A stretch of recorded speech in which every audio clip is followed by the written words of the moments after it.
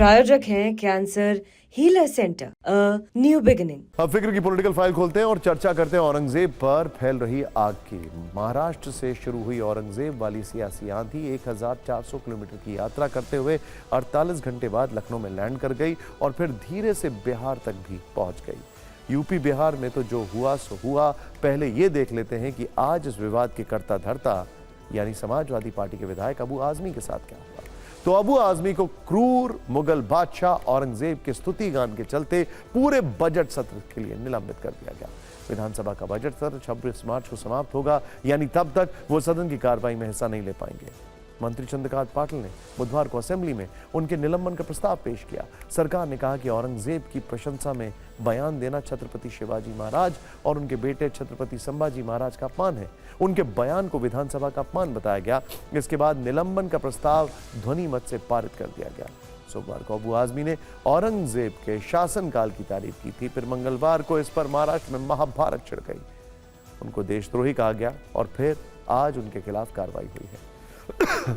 अब अबू आजमी अपने निलंबन को जनता के साथ नाइंसाफी बता रहे हैं, इसे अपने साथ ज्यादती करार दे रहे हैं। उन्हें औरंगजेब की तारीफ पर पछतावा नहीं है, बल्कि वो सरकार से ही सवाल पूछ रहे हैं कि क्या राज्य में दो तरह के कानून चलते हैं। लेकिन अबू आजमी जिस कानून को लेकर सवाल पूछ रहे हैं, वही कानून आज उन्हें मुंबई में सुरक्षा दे रहा है। क्या ये बात उनको नहीं पता है? जब उन्होंने खुद पर खतरा बताया तो पुलिस ने कुलाबा में उनके घर और दफ्तर की सुरक्षा बढ़ा दी। 24 घंटे के लिए 3 शिफ्ट में 8 पुलिसकर्मी तैनात किए गए। खैर, अब औरंगजेब का यूपी चैप्टर खोलते हैं। अबू आजमी विधायक के साथ महाराष्ट्र में समाजवादी पार्टी के प्रदेश अध्यक्ष भी हैं, लिहाजा आज इस मामले में पार्टी के राष्ट्रीय अध्यक्ष अखिलेश यादव ने भी मोर्चा संभाला। राज्य में ले देकर सबसे बड़े नेता और चेहरे अबू आजमी हैं।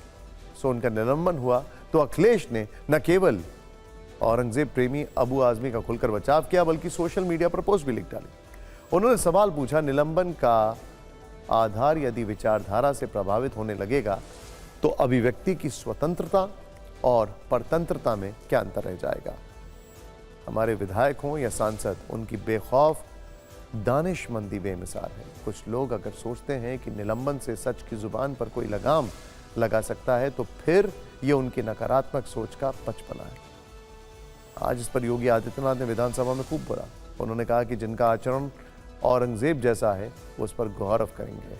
समाजवादी पार्टी अपने विधायक को पार्टी से निकाले। यूपी ऐसे लोगों के उपचार में बहुत देरी नहीं करता है। इसके कुछ देर बाद अखिलेश यादव ने फिर सोशल मीडिया पर लिखा।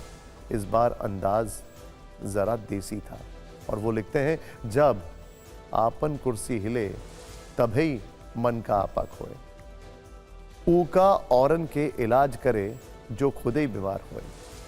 उधर बिहार में AIMIM के विधायक अख्तरुल इमाम कह देते हैं कि औरंगजेब तो देश के कण कण में है। आज किस तरह लखनऊ, पटना से लेकर मुंबई तक सियासी शोले भड़के, इसे आप इन बयानों में महसूस कर सकते हैं।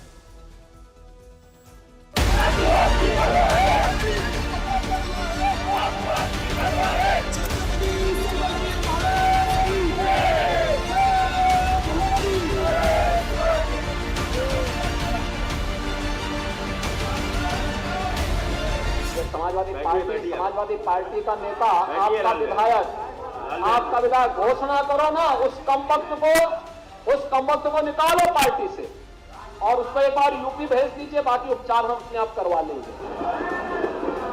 अब योगी जी की सरकार है, यहाँ पे जो है हमारे फडणवीस साहब की सरकार है और हमारे एकनाथ शिंदे साहब की सरकार है। अगर इस सरकार में डिक्टेटरशिप है, इसमें जो है लोकशाही नहीं है, डेमोक्रेसी खत्म हो चुकी है, तो जो चाहे कर ले, मैं क्या कह सकता हूँ।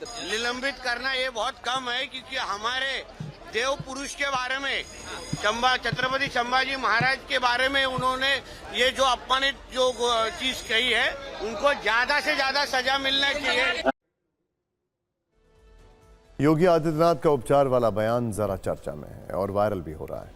इस बीच औरंगजेब विवाद पर पहली बार आज महाराष्ट्र सीएम देवेंद्र फडणवीस ने भी TV9 पर बयान दिया, जिसमें उपचार वाली ध्वनि ही सुनाई पड़ी। उन्होंने कहा कि अबू आजमी का लोकतांत्रिक तरीके से इलाज कर दिया गया है।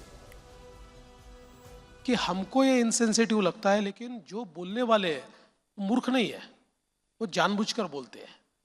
वो एक प्रकार से एक रिफ्ट तैयार करना चाहते हैं।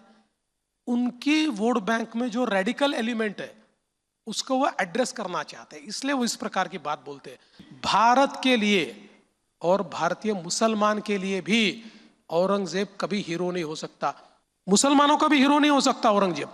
आपको एक मुसलमानों में भी औरंगजेब नाम का आदमी नहीं मिलेगा। तो ऐसे समय औरंगजेब का महिमा मंडन ये करना नहीं, बिल्कुल गलत है। तो हमने तो इलाज कर दिया। केवल सस्पेंशन या उसके आगे भी कुछ? नहीं, देखिए हम तो लोकतंत्र में रहने वाले लोग हैं, तो लोकतांत्रिक तरीके से जो इलाज कर सकते थे उसको कर दिया।